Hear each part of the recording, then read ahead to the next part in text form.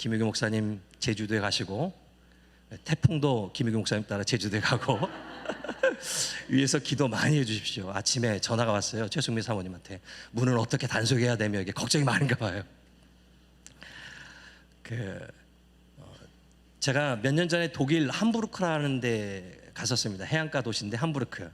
들어보셨나요? 함부르크? 예, 뭐로 유명하죠? 예, 손흥민 선수가 거기에서 뛰었고요. 그리고 또 햄버거가 함부르크에서 왔다네요. 햄버거 함부르크 거기서 왔대요. 거기서 시작했다고 얘기를 하더라고요.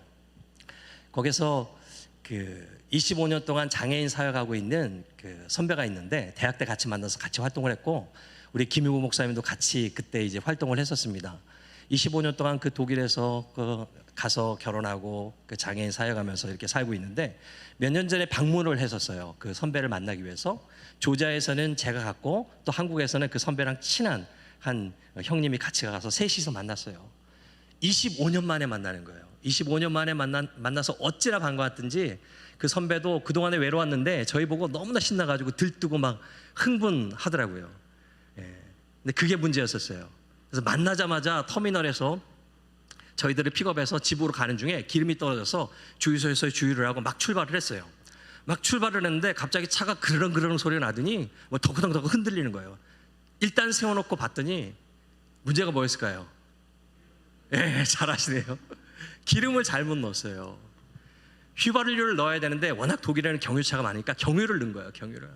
그래가지고 차를 세워놓고 견인차 불러가지고 공장에 맡기고 거기 안에서 엔진 다 청소하고 저희는 택시 타고 집으로 왔거든요. 너무 미안하더라고요. 저희가 잘못한 거 없지만 그 선배 수리비가 많이 들었을 거 아니에요. 독일인데 정말 많이 들었을 텐데 얼마 들었냐고 물어보지 못했어요. 왜냐하면 그 선배도 어렵게 장애인 사역하는 그 선배고, 또 저는 또 무슬림 선교사 아닙니까? 그리고 또 한국에서 온 선배도 휴직 중인, 잘려서 잠시 휴직 중인 그런 선배였어요. 셋이 형편이 다 거기서 거긴 거예요. 그래서 물어보지도 못하고 그냥 이렇게 첫날부터 좀 불편했는데, 참 그런 것 같아요. 거기서 하나 중요한 것을 우리가 깨달을 수 있는 게, 다 원리가 한 가지인 것 같아요. 다 세팅이 따로 돼 있잖아요.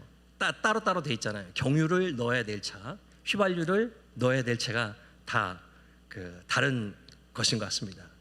기름을 채운다고 아무 기름이나 다 채울 수는 없고 채워서는 안 됩니다. 이게 우리 인생에서도 굉장히 중요한 것 같아요. 채워야 할 것으로 채우지 않고 채워서는 안 될 것으로 채울 때 문제가 발생하죠. 막 채운다고 들이붓는다고 절대 채워지지 않습니다. 아무리 채워도 되는 게 아닙니다. 우리 인생에도 우리 인간의 마음에 빈자리가 있습니다.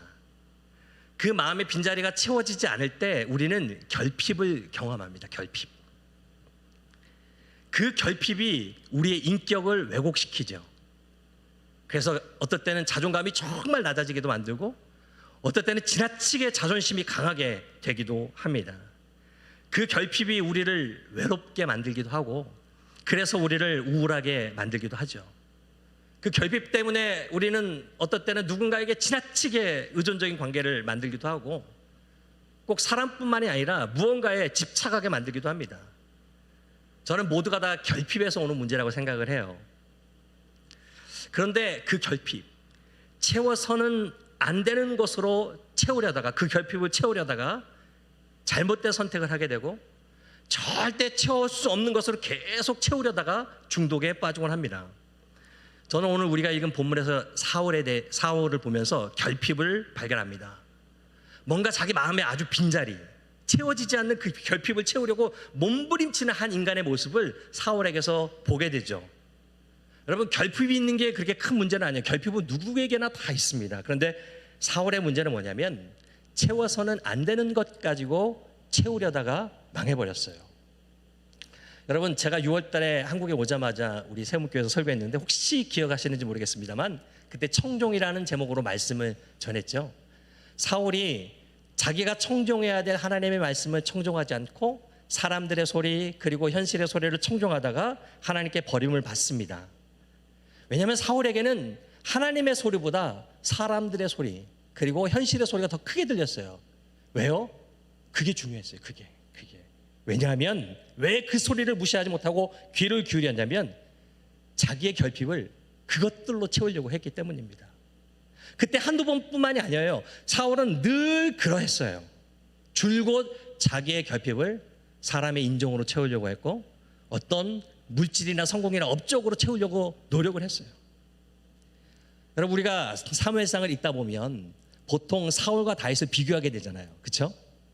너무나 대표적으로 하나님께 버림받은 사람의 대명사 사울, 그리고 다윗의 별명이 뭐죠? 하나님의 마음에 합한 자. 이 둘이 너무나 비교가 되는 거예요. 근데 저는 비교할 때마다 인간적으로 보면 좀 불공평하다는 생각을 해요. 왜냐하면 어떤 면에서 보면 사울이 버림받을 정도로 그렇게 큰 잘못을 한 것 같지는 않아 보이거든요.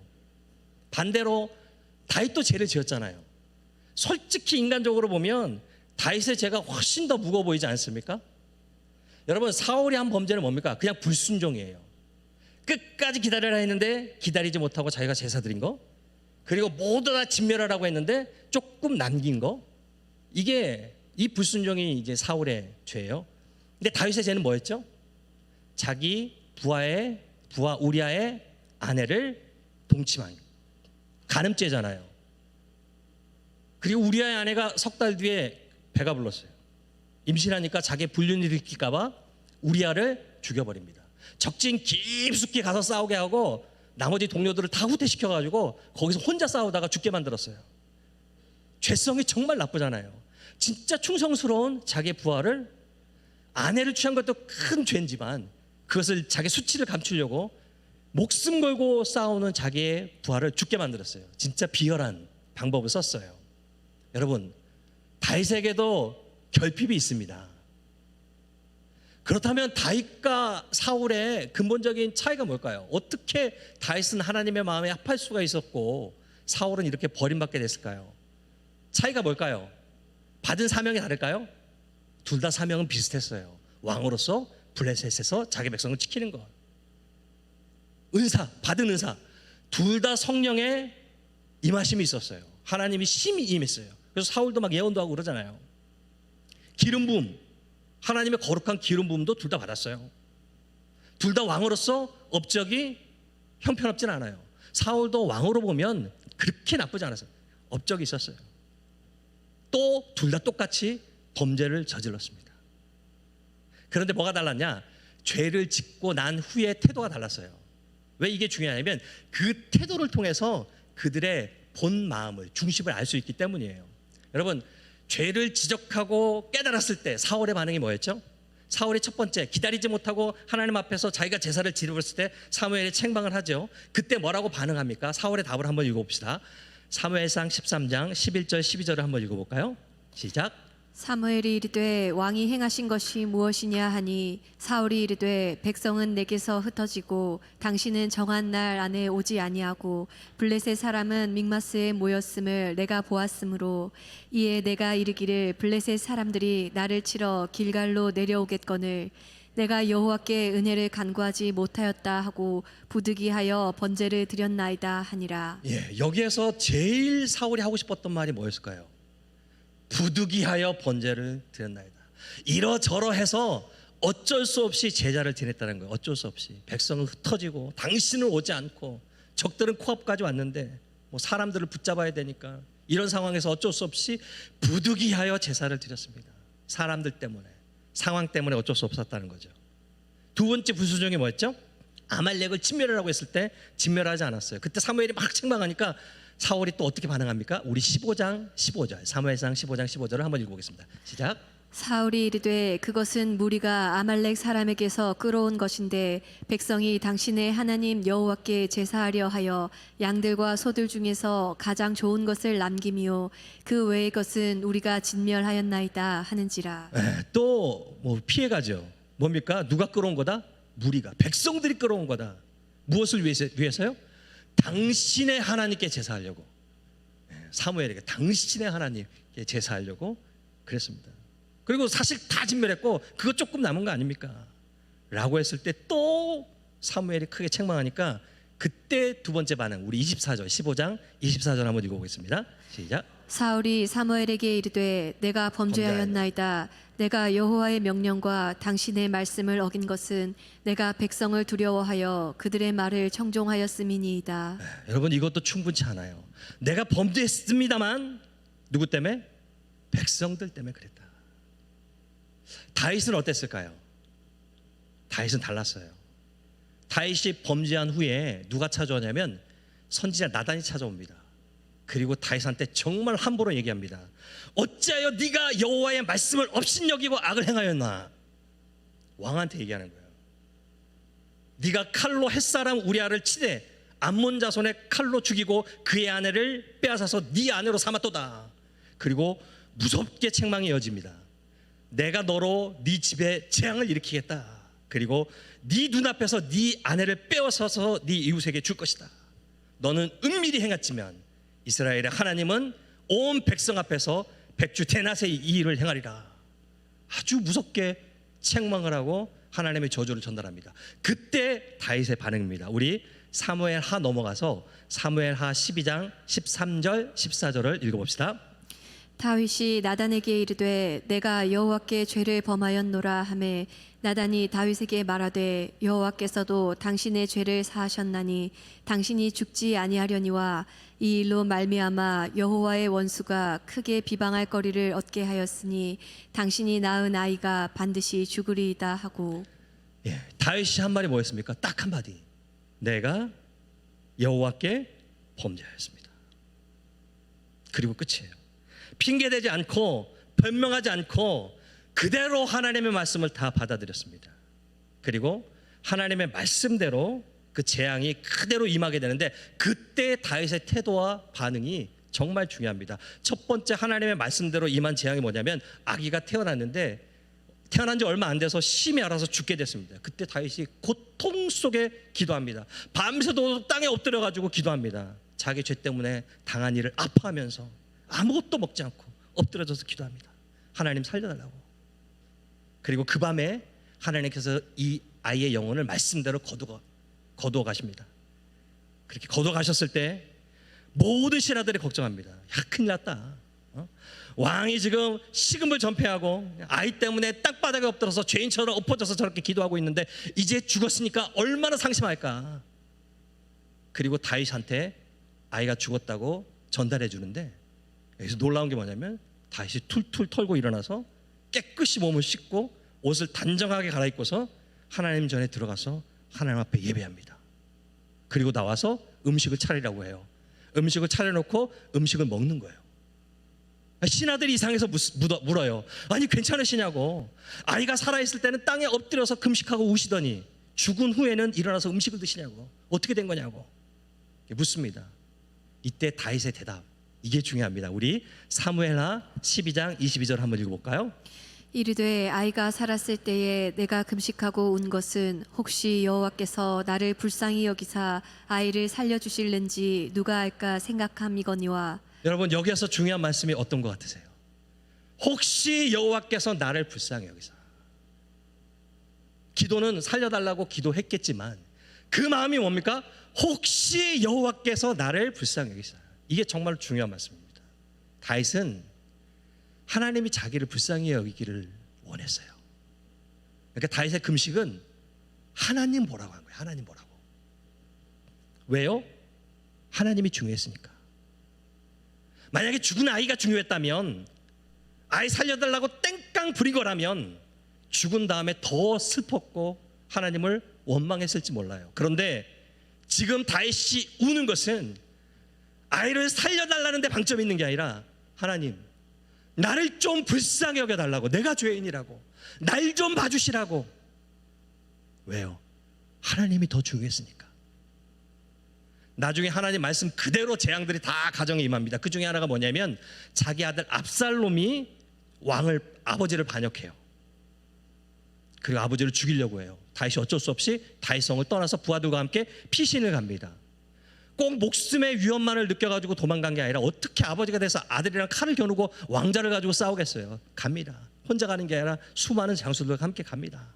그런데 언덕 건너편에서 어떤 사람이 막 다윗을 쫓아오면서 돌을 던지고 재를 뿌리면서 막 저주하고 조롱합니다. 뭐라고 하냐면 이 피를 흘린 놈아, 이 사악한 놈아, 사울 가문의 피를 여호와께서 너한테 갚으시는 거다.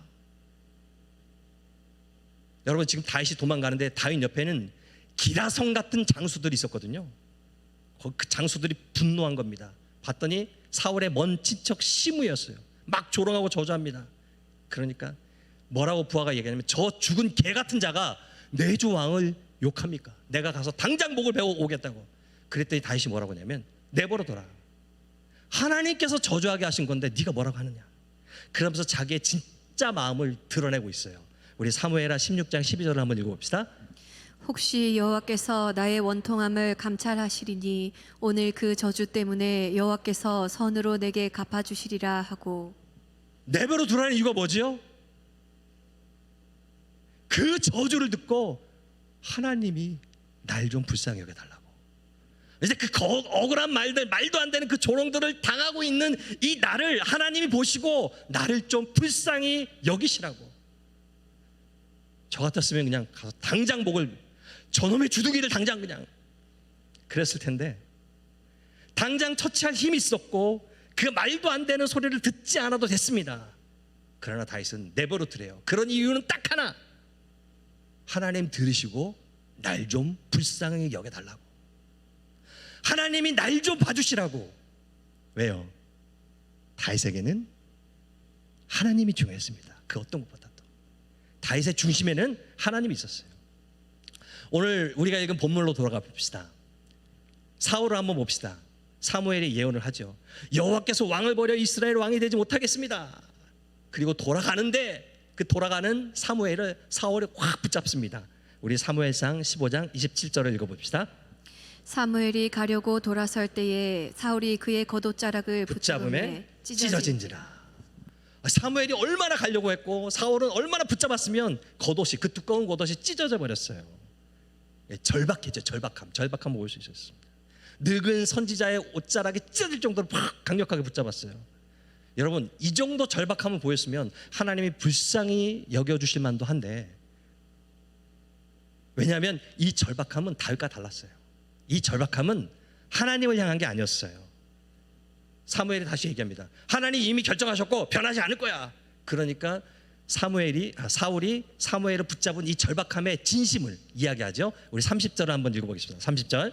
사울이 이르되 내가 범죄하였을지라도 이제 청하옵나니 내 백성의 장로들 앞과 이스라엘 앞에서 나를 높이사 나와 함께 돌아가서 내가 당신의 하나님 여호와께 경배하게 하소서 하더라. 무슨 말입니까?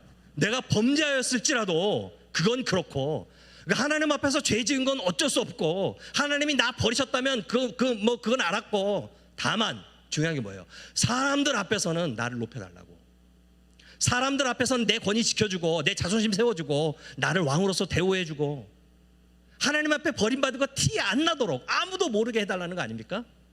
그리고 아무 일도 없었던 것처럼 옛날처럼 다 같이 사람들 앞에 가가지고 하나님께 예배하겠다는 거예요. 예배하도록 해달라고. 사울에게는 뭐가 중요한 겁니까?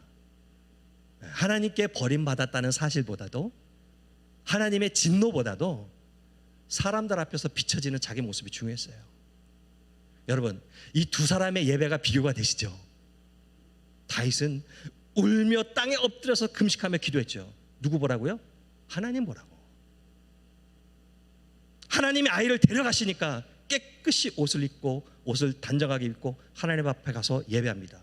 신하들이 도저히 이해가 안 됐어요. 그렇지만 다윗에게는 당연했어요. 왜요? 다윗의 예배는 하나님께 나아가는 거였으니까요. 중요한 것이 하나님이었으니까요. 사울은 하나님께 버림받았어요. 근데 그건 어쩔 수 없고, 중요한 것은 사람들 앞에서 들키지 않는 거였습니다. 단지 바라는 것은 지난번처럼 사무엘이 아무 말도 없이 그냥 돌아가 버리지 않고 아무 일이 없었던 것처럼 사무엘을 높여주면서 하나님 전에 들어가서 예배하는 거였습니다. 왜요? 사울의 예배는 자기를 위한 것이었어요. 중요한 것은 하나님이 어떻게 보시느냐가 아니었어요. 사울의 예배는 하나님을 향한 게 아니었으니까요. 고백을 비교해 봅시다. 다윗의 고백 뭐였죠? 내버려둬라. 이 저주 때문에 하나님이 나를 불쌍히 여기실지도 모르니까 하나님 들으시라고 내버려둬라. 하나님이 나를 보신다면 사람들의 소리가 중요하지 않았어요. 상황이 중요하지 않았어요. 왜냐하면 다윗의 중심은 하나님을 향해 있었으니까요. 사울의 고백 뭐였죠? 내가 범죄했을지라도 장로들과 백성들 앞에서 나를 높여달라고.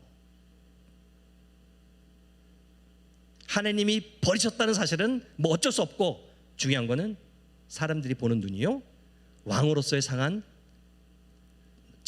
상황과 현실이 중요했어요. 왜냐하면 사울의 중심에는 하나님이 없었습니다. 사랑하는 여러분, 우리는 사울과 다윗 이 둘에게서 모두 다 결핍을 발견합니다.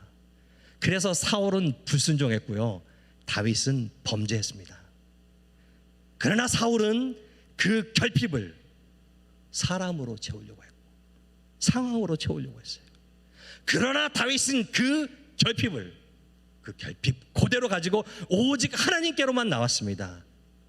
왜냐하면 그것을 채워주실 분은 오직 하나님 한 분밖에 없었기 때문입니다. 사랑하는 여러분, 여기에 있는 저나 여러분, 우리 모두 다 결핍이 있습니다. 그 결핍 때문에 우리의 마음이 요동칠 때가 참 많아요. 그러죠? 그래서 상황에 의해서 좌지우지되기도 하고 사람 때문에 그냥 어쩔 줄 몰라 할 때도 많고 그렇습니다. 그러나 분명히 우리가 기억했으면 좋겠습니다. 우리의 마음 그리고 우리의 결핍을 채울 수 있는 것은 오직 하나님의 사랑밖에 없다는 사실을 믿으시기 바랍니다. 얼마나 많은 사람들이 채우지 못할 것으로 채우려고 애쓰는지 모르겠습니다. 옆에 있는 여러분의 남편도, 여러분의 아내도, 여러분의 자녀도, 여러분의 부모도 여러분을 절대로 온전히 채워주지 못합니다. 그 어떤 재물이나 명품이나 성공이나 성취나 즐거움이나 쾌락도 우리의 마음의 빈자리를 채울 수가 없어요. 우리를 결핍으로부터 해방시킬 수가 없어요. 오직 하나님의 사랑만이 우리를 채우고 만족해 하고 충만케 하십니다. 여러분, 채워야 하는 것으로 채우지 않고 채울 수 없는 것으로 채우려고 할 때 어떤 현상이 발생하는 줄 알아요? 그 결핍이 우리를 통제해요. 그리고 채울 수 없는 것으로 채우려고 끊임없이 채우려고 하는 모습이 바로 중독이에요. 중독을 조금 얘기해 보고 싶어요. 여러분, 여러 가지 중독들이 있잖아요.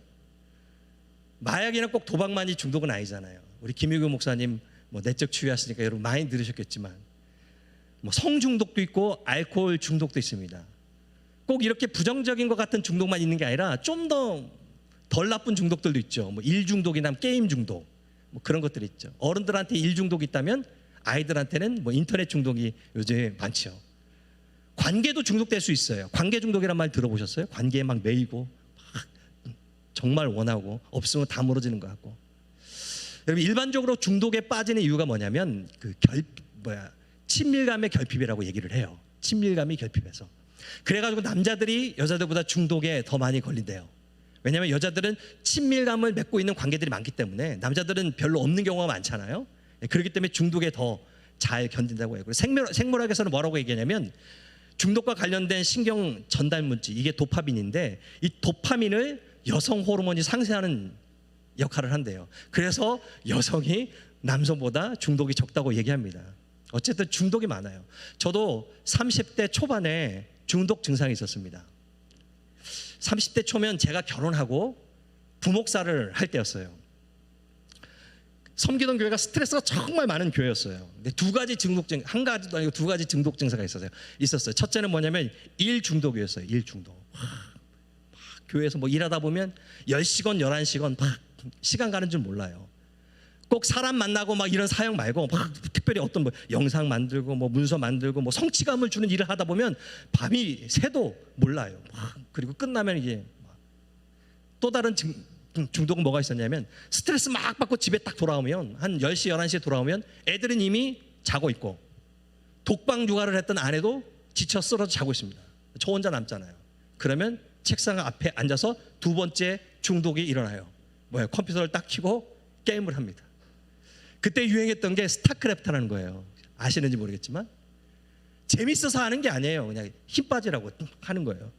사람이랑 해가지고 온라인으로 사람으로 대결하면 지면 또 스트레스 더 받으니까 사람이랑 안 해요. 컴퓨터랑 하는 거예요. 무한 맵 깔아가지고 막 하는 거예요. 그러다가 힘이 떨어지면 1시나 2시나 돼서 지쳐서 잠을 잡니다.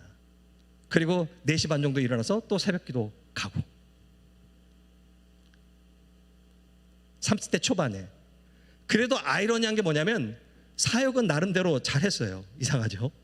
행정도 잘하고 제자반도 잘 가르치고 설교도 열심히 하고 청년들이랑 으쌰으쌰하고 뭐 나름 열심히 했습니다. 제가 이런 중독 증세가 있었기 때문에 뭘 끌었냐면 명절 때 목사가 안수 딱 받은 다음에 도저히 안 되겠다. 뭐라도 해야지. 그래서 목사 안수 받은 다음에 명절 때 가족끼리 이거 고수도 받는 걸 끌었어요. 절제가 안 되더라고요. 뭐가 문제였을까요, 제가? 저에게는 친밀감의 결핍이 있었어요. 청소년 기억을 떠올려 보면 뭐냐면 참 외롭다 하는 기억이 아직도 잔상으로 남아요. 너무너무 외로웠어요. 부모님 다 일하셨고 가정 형편이 그렇게 넉넉하지 않았기 때문에 부모님한테 뭐 필요한 거를 마음껏 얘기해 본 적이 별로 없었어요. 어머니한테도 사랑한다는 말을 들어본 기억이 없어요. 지금은 이해해요. 왜냐하면 부부끼리도 사랑한다는 말 얘기 안 하는데 무슨 아들한테 사랑한다고 얘기하겠어요. 부산 사나이 아직도 그러나요? 여러분 나 사랑해 그러면 남사스럽게 뭐 이러나요? 요즘 바뀌었죠. 아닌가요?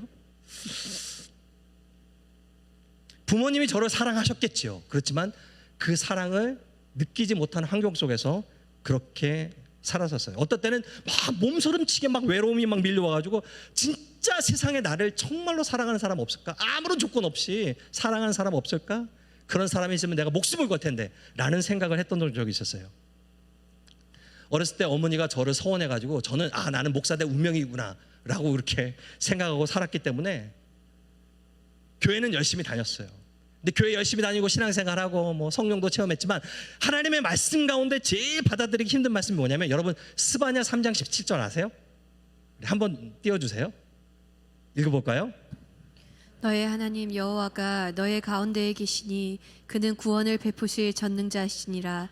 그가 너로 말미암아 기쁨을 이기지 못하시며 너를 잠잠히 사랑하시며 너로 말미암아 즐거이 부르며 기뻐하시리라 하리라.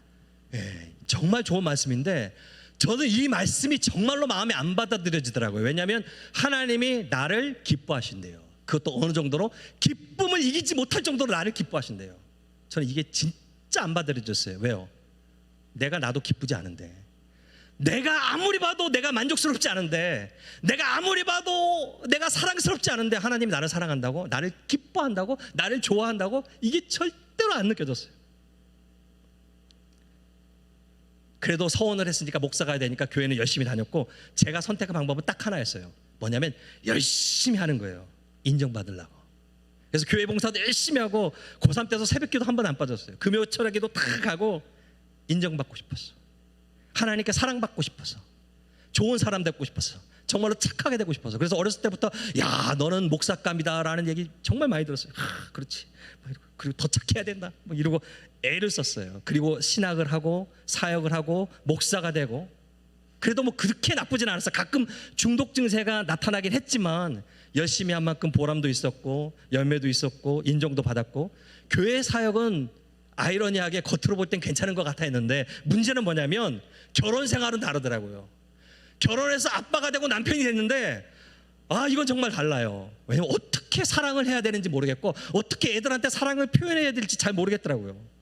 일에 한번 빠지면은 아내도 아이들도 아무 생각이 안 나요. 저 딱 교회 가면은 제 친구들은 가끔 집에 밥 먹고 나서 전화하고 막 이래요. 아니 뭐 집이 뭐 그동안에 뭐가 달라졌을래고 막 자꾸 전화해. 잘 이해 못했어요. 딱 집 밖에 나가면 집 생각이 하나도 안 나요.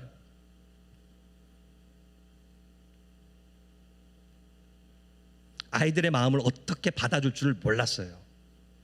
근데 저의 이 결핍이 제 아내한테 흘러갔고 제 아들한테 되물린, 아들 딸에게 되물린다는 것을 발견했어요.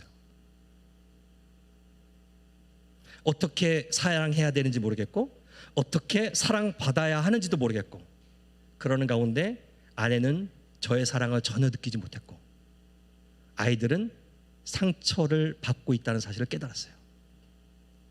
그리고 그것을 언제 깨달았냐면 그 교회에서 4년 할 때는 못 깨달았다가 우리 김희구 목사님이랑 같이 사역하는 안양 속소교회에 딱 와서 그것을 하나님께서 직면하게 해주셨어요. 막 울었어요. 하나님 앞에. 내가 이혼당할 수도 있겠구나. 그러면 목사 이 껍데기 아무것도 아닌데. 그리고 어느 날 저의 내면의 문제를 직면하고 주님 앞에 매달렸어요. 주님 도와주세요. 나 어떻게 할지 고칠 수가 없어요. 하나님. 나의 이 결핍 아무리 해도 뭐 친밀감이 잘 느껴지지 않는데 이 친밀감이 고장난 이 모습 어떻게 하면 좋냐고 주님 앞에 매달리던 어느 날 밤에 주님께서 기도 중에 저를 외로워서 몸부림쳤던 어린 시절로 데려가셨습니다. 기도하는 중에 한 영상을 보여주셨는데 어떤 아이가 정말 외로워서 혼자 몸부림치고 있는 어떤 아이 하나를 딱 보여주셨어요. 그게 바로 저였어요. 혼자 외롭고 쓸쓸해서 눈물을 흘려하는 그런 아이를 보여. 근데 그 아이를 안타까워하면서 그 뒤에서 안고 있는 예수님의 모습을 보여주셨어요. 주님이 그랬다는 거예요. 제가 물었어요. 주님, 이거 정말이냐고. 난 혼자라고 생각했고 아무도 나를 사랑해주지 않고 아무도 조건 달지 않고 나를 칭찬한 적이 없는데 주님, 이게 정말이냐고. 주님, 제 곁에서 지켜보고 계셨냐고 나는 느끼지 못했지만 주님이 그러셨다는 거예요. 그리고 뭘 알게 해주시냐면 그 나의 결핍, 나의 친밀감의 결핍을 해결해 주기 위해서 아내를 주고 아이들을 주셨다는 거예요. 친밀감을 고쳐도록. 그러니까 세상에서 나만 바라보는 존재, 그리고 나의 사랑을 원하는 그 내가 세상의 전부인 내 한마디에 천국과 지옥을 왔다 갔다 하는 아이들, 어린아이들, 나한테 사랑받기를 원하고 나만 바라보고 내가 들어오면 안기기를 원하는, 사랑받기를 원하는 그 아이들을 친밀감을 고치기 위해서 선물로 주셨다는 거예요. 그 사실을 알고 얼마나 울었는지 몰라요. 나는 친밀감이 고장났다고 생각하면서 그것을 신경도, 하나님이 주신 선물 신경도 고쳐주시기 위해서 주신 선물 신경도 안 쓰고 나는 그렇게 살았거든요. 그것을 깨닫고 집에 돌아와서 제 아들이 이름이 은재인데 은재를 탁 쳐다보면서 하나님이 주신 선물 머리를 쓰다듬으면서, 은재야, 아빠는 은재가 참 좋다. 그러니까 그 아이가 막 행복해하면서 아빠, 나도 아빠가 참 좋아.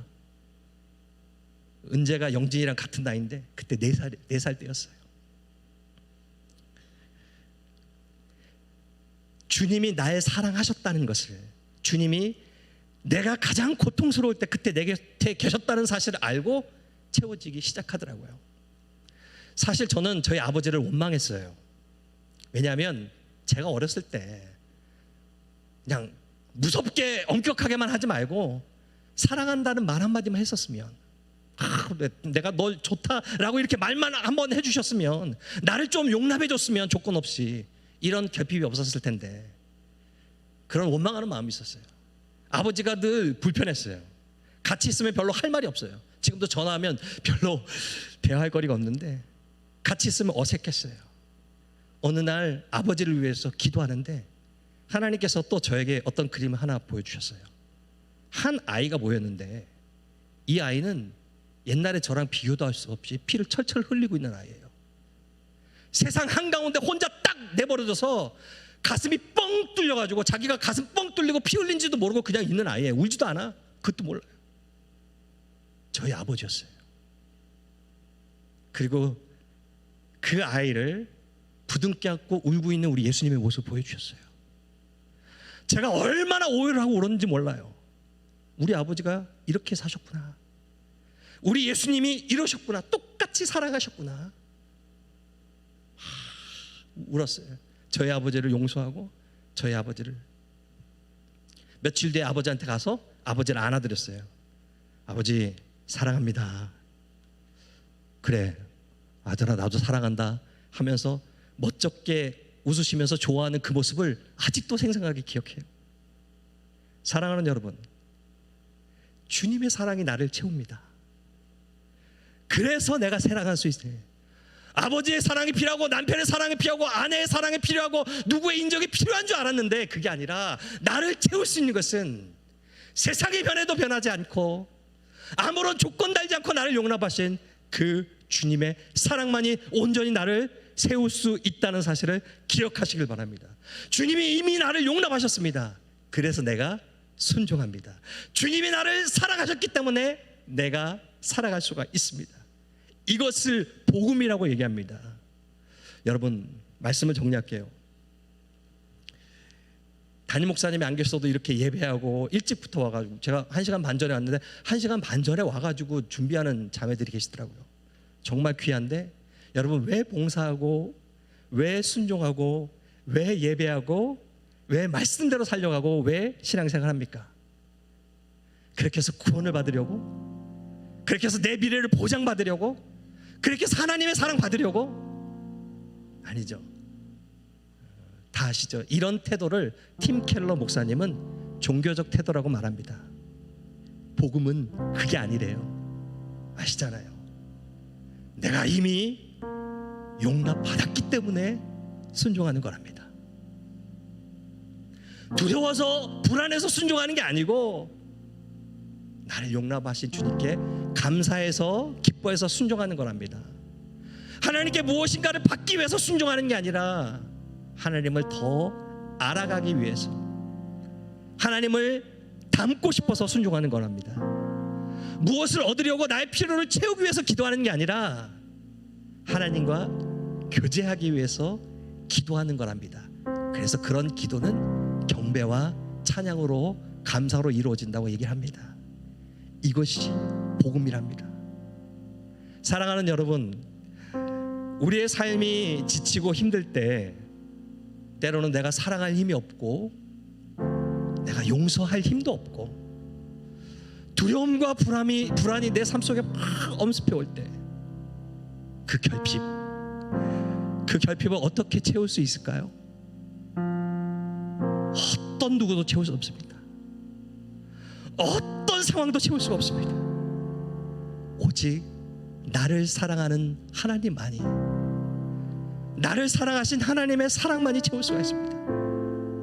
하나님, 나 좀 사랑해 주세요, 이렇게 말할 필요가 없답니다. 왜요? 이미 사랑하셔서 당신의 아들을 주셨습니다.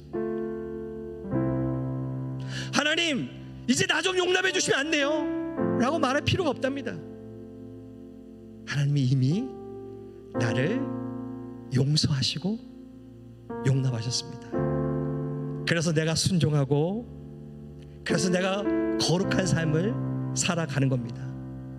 때로는 또 다른 결핍이 나에게 찾아와서 나를 짓누를 때도 있겠지만, 다시 우리가 돌아가야 할 곳은 나를 용납하시고 나를 조건 없이 사랑하신 그 하나님의 자리, 그게 우리의 예배여야 합니다.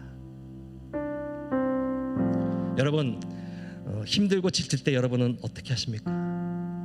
살아갈 힘이 없을 때 여러분 누구에게 찾아가시고 무엇을 쫓아가십니까? 이 시간에 주님의 사랑 앞으로 나아갑시다.